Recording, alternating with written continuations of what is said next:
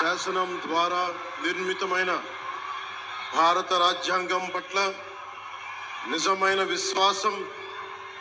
విధేయత చూపుతానని, భారతదేశ సార్వభౌమాధికారాన్ని, సమగ్రతని కాపాడుతానని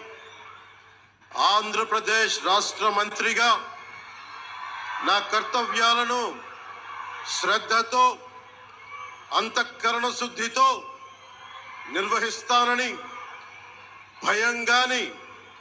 పక్షపాతం గాని, రాగద్వేషాలు గాని లేకుండా రాజ్యాంగాన్ని, శాసనాలని అనుసరించి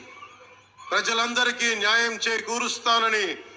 దైవ సాక్షిగా ప్రమాణం చేస్తున్నాను. నేను కొణిదెల పవన్ కళ్యాణ్ అనే నేను